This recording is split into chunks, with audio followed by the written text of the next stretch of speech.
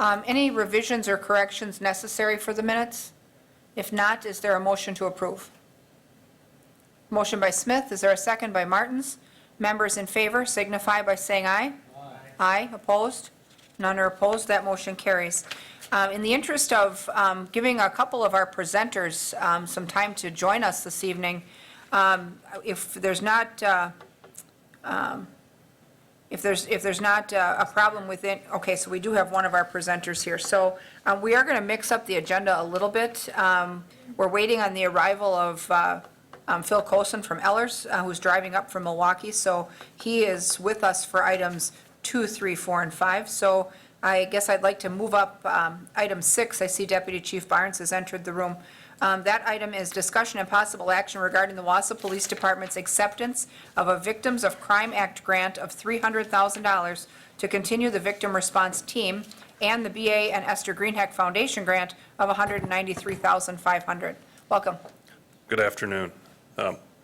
We've had a minor adjustment that I talked to Mary Ann today about. It's not accepting a $300,000 VOCA grant. It's actually accepting a $1.5 million VOCA grant, because this is a 5-year grant cycle. So the $196,000 from the Greenheck Foundation would come over 5 years, and we'll discuss in what form that would come.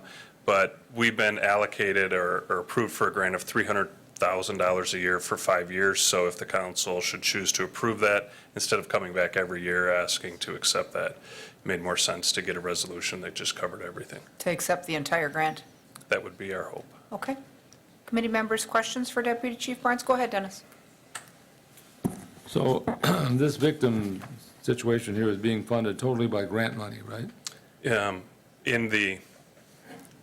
No, it's not. The vast majority is being funded by grant money, both through the Victims of Crime Act, which is funding $300,000 for a year. The Greenheck Foundation has given us a grant, and if you look, do you guys have access to the staff memo that looks like this? Yep, that's in our packets. If you look on the first page, in regards to the Greenheck Foundation grant, if you look at this next fiscal year of 2020, the city of Wausau is $0, and the Greenheck Foundation is funding 50% of the police officer position. 50% is funded by VOCA, 50% will be funded by the Greenheck Foundation. But in 2021, the Greenheck Foundation will fund $51,600, and the city will need to fund $12,900. 2022, and it's a sliding scale that tiers in, that ultimately, if we continue with this grant in the 6th year, the city will be responsible for that officer position, or 50% of that officer position, which at the current rate would be $64,500. So, excuse me. So over 5 years, do you have any idea exactly what the city's going to pay into this? About $130,000. Okay. Has that been budgeted for, or will it be budgeted for? We would include that in our budget. Okay. Because the current budget year that's coming up, there's $0 from the city, so we didn't budget for that. We would budget for $12,900 of additional wages in 2021. Okay. And All so right. on as that.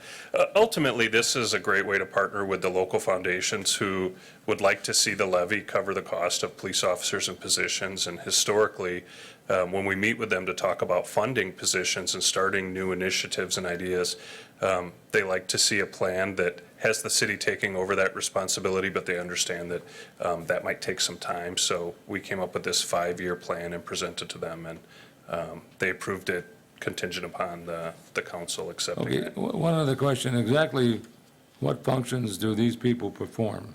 I mean, if there's a crime, somebody breaks into my house and steals my TV set. I feel sorry for that individual, Dennis, because I've gotten to know you pretty well. Yeah, that probably wouldn't be good for him. But let's say this is for people that, are these crimes against people, like a person is assaulted or shot or raped or so on, that they get counseling and get sources where they can go to for assistance and so on? Yes. So ultimately, it's not, there's no one particular crime. It could be something very simple that if somebody breaks into my car, I think to myself, boy, that's terrible. I'm familiar that people do that, and I go to work the next day just fine. where we might find that our officers deal with someone who's very traumatized by the fact that their privacy was invaded, and they feel like they are too scared to go anywhere in the city anymore. And at that point, the officer would then forward that information to the Victim Resource Unit. And there's 3 individuals there. One would be a police officer that can talk to them about safety planning and different resources that are available. And we have a therapist that can provide legitimate mental health therapy to them. And then we also have an individual that can explain to them the court process, which is this new position that we're talking about, the specialist. So that individual, in addition to doing clerical functions for the Victim Resource Unit, they're also the person that connects them and has the relationships with the state to be able to put them into the Crime Victim Comp Fund if there's any reimbursement they can get. And that's also a person that joins a team of people throughout the state that respond to major emergencies. So, for example, when we had our March 22nd shooting that occurred in this county, we had a whole staff of victim advocates that came up and attended notifications with our officers and stayed with families and put them in contact and helped them facilitate all the things they needed to do and provide them with information. And at the end of the day, we see that having people that can do that with our victims helps, and giving them information, because our officers don't have 3 hours to sit there with someone, leaves them in a much better place. So most of the people we're providing services to are victims of pretty significant crimes. Pretty rare it's a minor one. Most are sexual assaults, crimes against children. I'd say 50-60% of the services we're providing are to kids who are victims of crime. Sexual assault and domestic violence make up the vast majority, but we have had people that are victims of burglaries where they're pretty traumatized that someone entered their home and they're terrified. So Oh, believe me, I know that from a fact. Women seem to be exactly feel violated if somebody breaks into their house and goes through their things and so on. I know that for a fact. All right, thank you very much. I appreciate the So information. I just want to, full transparency, I want to mention that there are other financial commitments on the part of the city, except it doesn't translate into real dollars because we already have the resources necessary. So there's a match requirement. The vast majority of the match for this federal grant has been waived through a match waiver that we don't need to do. But the 3 primary ways that we get matched, we have volunteers that are professionals and partners in this area attend an advisory meeting, and we tell them what we're doing, and they tell us whether they think we're doing a good job.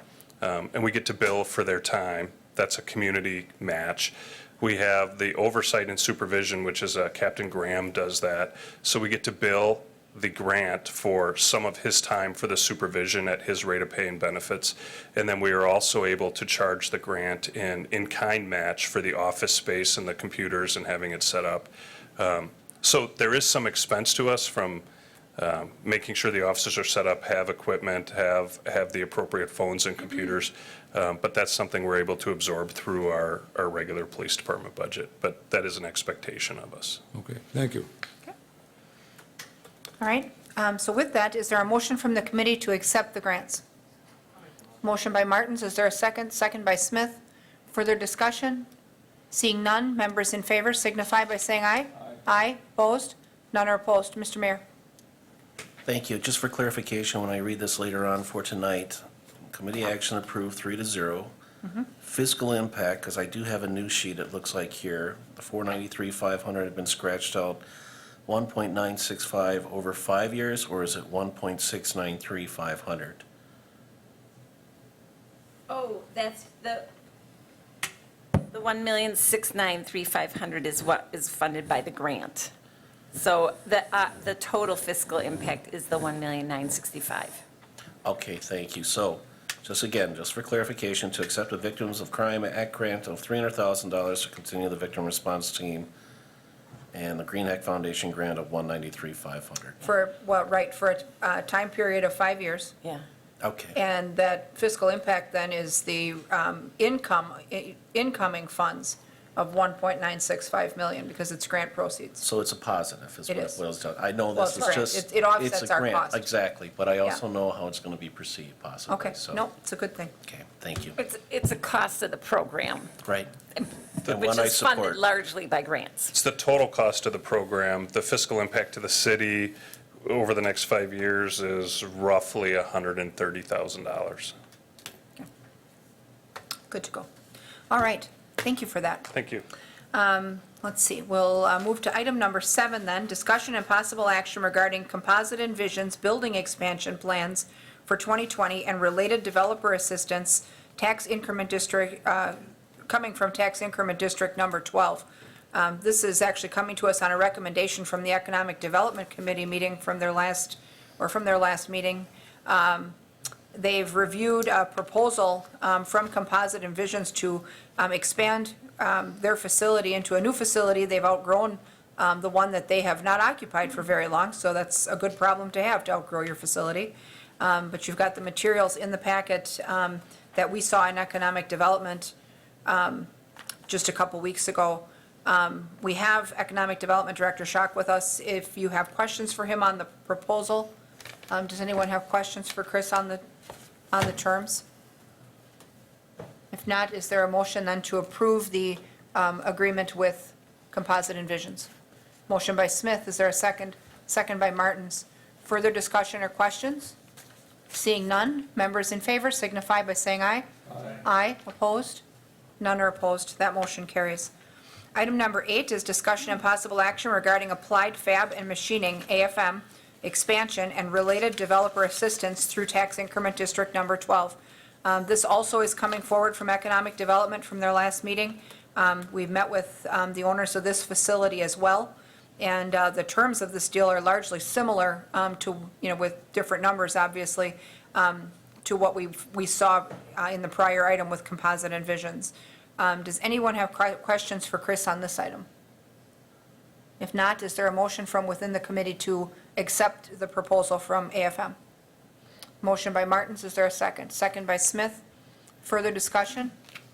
Seeing none, members in favor signify by saying aye. Aye. Opposed? None are opposed, that motion carries as well. That gets us through our items that are not related to the sale of our debt. With that, our representative from Ellers has not yet arrived, but today was our debt sale day, and Mary Ann is going to walk us through these items because she is very familiar with what took place today. Sure. So we had the sale of 4 different issues. The first one was $7,825,000. That is our general obligation promissory notes 2019A. That means that we are pledging that we will levy taxes necessary to retire this debt. It's a 10-year issue. It's funding our capital projects that were in our capital improvement plan, as well as projects from tax increment districts number 6 and 8. 6 is largely Thomas Street and First Avenue, and 8 is largely First Avenue. So when we set the amortization schedule for this promissory note, the portion relating to tax increment district number 6, which is about $3 million of the proceeds, that is on a shorter than 10-year schedule. So when you look at the amortization schedule, you can see that we're paying more upfront, and then the balance of the projects are over the 10 years. So these issues are kind of a culmination of 2 months' worth of work, doing financial planning, putting together the official statement, which you would have received a copy of, working on our presentation to Moody's, and then working with our financial advisors up to this sale date. So you already approved a preliminary resolution that gave us the authority to do all of those things. Today was sale day.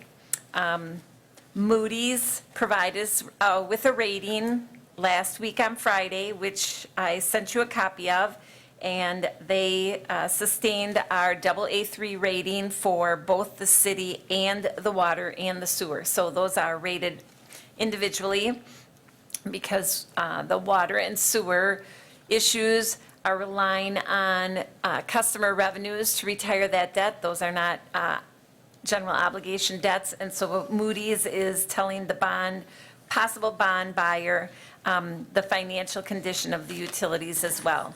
So I think probably the most remarkable thing on this is, if you look at the pre-sale or the sale day, is the back chart. And we have been fortunate to hit the market at the lowest point since, it looks like at least September of 2018. So we timed our sale perfectly. The 10-year issue has a true interest rate of 1.7115, which is great for the city. These issues have been included in our long-term debt management plan, and so these will not have any impact on the city's debt service levy.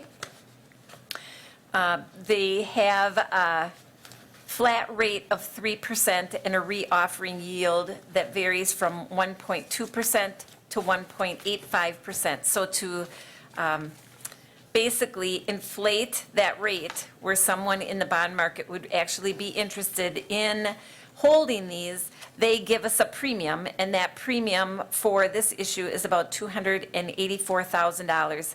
And that then goes into our debt service fund to retire the debt. So it results then in that lower interest rate of 1.7115%. So this is, great news for the city. And of course, we have been incurring expenses on all of these projects because they were authorized projects. So we'll be reimbursing ourselves for some expenses related to this once the proceeds come in, which is the actual settlement date would be October 1st. Excellent. We haven't had rates this good in some time, so we did hit it at just the right time. So with that, does anyone have questions for Mary Ann about Series 2019A? Okay, go ahead, Dennis. In your presentation, you referenced this is something to do with TID 6 and TID 8, is that Yes. correct? Well, I'm concerned about that because between those two TIDs, as far as the chart you gave us for outstanding debt, they have $13,407,000 worth of debt in those. So how does this impact the debt in those two TID funds or two TID districts? So we went through the financial projections at the last finance meeting when I gave my financial presentation for 2018. Both of these districts, TID 6 and TID 8, TID 6 is doing fine. As I said, the last year to incur expenses is next year in 2020, in June of 2020. So all of our projects will conclude by that time. Will that debt be paid off then? No, we actually can retire the debt in the last 5 years of the district. So we have next year and then 5 years left after next year, and then the district will close. And so our financial projections looked good before, and now my estimate of the increment for 2020 was actually a little lower because we've gotten our equalized values for 2020, and they came in a little higher than I had estimated previously. So TID 6 is looking in good condition, and that is funding the balance of the Thomas Street project and 50% of the First Avenue project. If you recall, we did project plan amendments so that TID 6 would fund half of First Ave, and TID 8 would fund half of First Ave. TID 8 is doing well also. At our last finance meeting, when we went over the financial projections of that district, it did look like it was going to sustain small deficit over the next few years of about $200,000 to $300,000. Now, that's an accumulated deficit, so it's not a deficit that's growing over time. So, and again, I know we debated whether that was a lot of money or not too much money, and you and I felt differently about it, Dennis, but, I thought that was sustainable for the city to manage that small deficit, that accumulated deficit over the next couple of years, given the financial conditions of the other districts as well. So we had gone over all of the districts at the last meeting. Okay. Well, what about the managing the debt in TID 6, which is almost $12 million? So the increment in that district is nearly $3 million a year. So that's what we're using to retire the debt. Okay, so you anticipate then basically it'll be cleared up in 4 years? No, I think it will be cleared up at the end of the life. So this is a 6-year issue, so we would be able to fund this given the amortization schedule that's included in your packet. So in year 2020, TID 6's share of debt retirement is $550,000. In 2021, it's $547,223. In '22, but it's about between $540 to $550,000, and it has the financial capacity to take on this additional debt currently. But when a TID runs a deficit, that's picked up by the general fund in the form of an IOU to the general fund, right? Right. Okay, and then that is my concern, because basically on an average, I think we discussed it at the last finance meeting, the general fund between 2015 and 2018 has been paying in about $2,317,000 a year to cover the deficits from these TIDs. So that's been a stable deficit, so it's been a stable advance over that time period, and our fund balance overall has been growing because we've been getting profits the last 3 years, so our total fund balance has gone up somewhere, now I'm going off the top of my head here because I don't have my presentation in front of me, about $3 million in the last 3 years.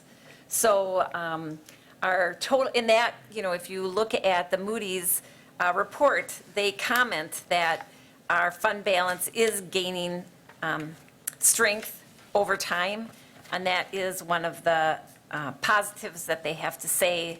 Let me see if I can find that. But is our Moody's rating the same as it was 5 years ago? No, it's not. Has it gone up or down? It's gone down from a AA2 to a AA3. Okay. But we have sustained that rating since that time. And it really is all about choices. We could have continued to defer our street projects. We could have continued to defer the fire station projects. And really, your argument is with yourself or your other council members, because you voted to construct the fire station, you voted to construct Thomas Street, you voted, and I say you, it's a collective council. I don't vote these things. I try to pay for them. I think, Well, but this one shouldn't have anything to do with the fire station. That's a separate issue that we're going to talk about. I don't have a problem with that. That Oh, has to do okay. with public You're just safety. worried about TID 6 and TID Yeah. 8. So, okay, so then let me comment on that as well. If we had wanted to pay with Thomas Street on the levy, we would just have our levy to fund that. But by putting it in a tax increment district, it increases that tax rate to nearly $27, because we are using the levy of the school district, the levy of the county, and the levy of the technical college for the growth that's in that district to help us pay for these infrastructure projects. So they would be less affordable to our taxpayers if we did not have that mechanism. And so this and is I the agree with most. that. Okay. I agree with that, but except when you cut the county out of the picture, and you cut the school board out of the picture, and you cut NTC out of the picture, one of their options is to increase their levy. Whatever they charge to make up the difference, isn't it? I mean, the school board gets a chance to determine what it's going to charge. The county gets a chance to That's true. determine what it's going to charge. So I'm not saying it's a bad process. I'm just saying that, it's a double-edged sword. Right. And it is a conundrum. We Well, had an whatever. opportunity to pass a wheel tax. We're always looking for other revenue sources to help us fund our infrastructure projects and the city's budget. And we've had several opportunities to look at that. We looked at stormwater utility. We looked at shifting the garbage that other communities have done to fund that separately. We've looked at adopting a wheel tax. And, the answer to all of those opportunities was no. And so this really is the only other financial opportunity we have. I work very hard to make sure that the TIDs are financially stable. We can't we can't change Moody's new focus on TID advances. That's what they're going to focus on. I mean, truly, we could take that advance out of the general fund and move it all around to a whole bunch of other funds that have cash, and then that advance would go away. And if you would like to explore that, I would love to put a document together for you so that the general fund is no longer advancing the TIDs, the money, that we have other funds advancing the money. We could certainly look at that, and I'd be happy to put that together. And I don't know if that would change Moody's mind, but if it makes anyone else sleep better at night, I think that we have managed the TID advances successfully over the last few years, given the projects that we've been trying to accomplish. And, you know, Well, keep in mind that my question is simply one of fiscal stability. I'm certainly not a criticism of you oh, whatsoever. well, I know. But if we did switch those around, those funds must be funded by tax money also, or grant money. I mean, we don't, hopefully, Right. in the basement, we're not got a press that's cranking out 50s or so on. We do not. If only. Yeah, if only, you know, I would volunteer to run it a couple hours a Right. day and so on. And that's really why I've never proposed that, because to me, this is the most transparent way to disclose our financial strategy with our tax increment districts. Now, you know, we could certainly find a different strategy, and I'm sure there are communities that do a different strategy. But I can show you what that would look like if you wanted to see it. I think we could look at it for the purpose of comparison, but I think it's always been our goal here, even in the way we publish our materials and our budget, the way we, balance that budget and post that resolution each year that trues up our budget to its actual. I think that we want the most public-facing process we can possibly have so that people can know what our debt is, understand it, understand how it's being managed.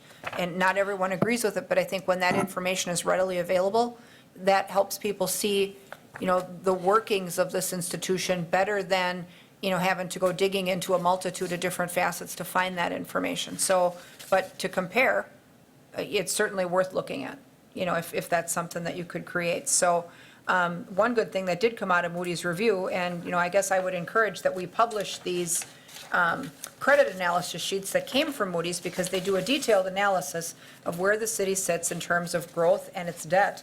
And, their indication is that, while our economy remains heavily characterized by manufacturing, it does recognize a lot of growth, a lot of building starts. It recognizes that our financial profile is expected to remain healthy, given strong operational performance driven by revenue growth that is outpacing expenditures. The city's available fund balance represents a healthy 22.7% of operating revenue, which represents a marked improvement over previous years.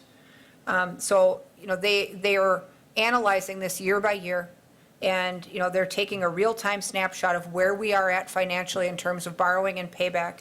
And each year, they're issuing this opinion. And this opinion, even though it says, we owe money and they've not put us back to AA2, the projection here is a positive, and they're recognizing that growth. They're also recognizing the fact that a lot of our outstanding principal is scheduled to amortize 88% over the next 10 years. So, when there are assertions that we're investing in longer-term debt that's more expensive for the taxpayer and more difficult to account for and pay back, that's not entirely true, because we are still heavily invested in 10-year issue. And, that's scheduled, that's part of an aggressive payback schedule to control that debt and to, slow down the escalation of that debt. And while we had to take an aggressive approach with a lot of these things that, all converged at once, a healing and robust economy and opportunities to invest in public-private partnerships along with our facilities needs kind of brought us to this point. But I was happy to see when this report came out that its commentary is largely positive. What the statements that are they're set forth here for both utilities and for the city do not read like they are fearful for what we have going on here in terms of a debt recipe. So, I would hope that we'll post this report on our website so that people can view it just like we are tonight and understand that not all debt is a bad thing. So with that, do we have a motion within the Finance Committee to approve to approve the debt sale results for general obligation promissory note Series 2019A. Is it my turn? Probably. Motion by Smith, second by Martins. Further discussion? Seeing none, members in favor signify by saying aye. Aye, opposed? I'll preface my aye that I'm going to hold my nose and vote for this, but this is troubling, to say the least, but I do vote aye. Okay, so let the record show then that that has passed 3-0. Item number 3 is discussion and possible action regarding the awarding of the sale of $4.87 million of general obligation fire station bonds, Series 2019B. So this is funding the West Side Fire Station. The principal amount is $4,870,000. This is a 20-year issue. You know, if we look at that fire station, it will be around probably 50 to 60 years. And a 20-year issue is very reasonable for funding a facility like that. The true interest rate was offered by Robert W. Baird, as was our promissory note on 2019A. The true interest rate is 2.4741%. Again, it has a rate structure of 1.2 to 2.75 as the yield, because they are giving us a premium of about $190,000 to then be able to offer it on the market at a 4% to 2.75%. So again, that $190,000 will go into our debt service fund to retire the debt. Between this issue and the promissory note, given the bond market today, we came in about $306,000 less in interest than we had originally projected. Excellent. So, That is good news. Questions for Mary Ann on the fire station financing? Spread the word. Done. With that, seeing no questions, do we have a motion then from the Finance Committee to award the sale of $4.87 million of general obligation fire station bonds, Series 2019B? Motion by Martins, is there a second? Second by Smith. Further discussion? Seeing none, members in favor signify by saying aye. Aye. Aye, opposed? None are opposed, that motion carries. Item number 4 is discussion and possible action regarding authorizing issuance and sale of $6.53 million of sewer system revenue bonds, Series 2019C. so most of this will cover things in the sewer utility, from the distribution or collection system, as well as some of the equipment in the plant. The principal amount, as Lisa said, is 6.53. The true interest, again, was awarded to Robert W. Baird at 2.4858%. Here, again, they're offering us a premium of about $280,000 that will be used to help defray the additional interest. And the rate is, the reoffering yield is 1.2 to 2.75% over that 20 years. And yes, this will be retired with revenues of the sewer utility, not our general taxes. Okay. Questions for Mary Ann then on the sewer system revenue bonds? If not, is there a motion from Finance then to approve and complete the sale of 6.53 million sewer system revenue bonds, Series 2019C? So moved. Motion by Smith, is there a second by Martins? Further discussion? Seeing none, members in favor signify by saying aye. Aye. Aye, opposed? None are opposed, that motion carries as well. That brings us to our last item here, which is discussion and possible action regarding the authorization of the issuance and sale of $2.695 million in water system revenue bonds, Series 2019D. And this was also awarded to Robert W. Baird with the lowest true interest rate of 2.4965%.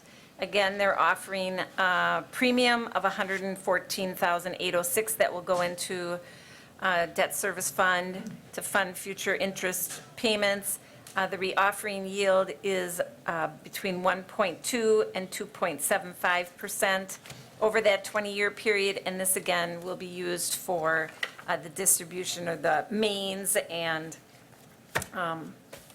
some of the equipment in the water utility, and this will be paid for by water rate users or water utility. Utility customers? Yes. Okay.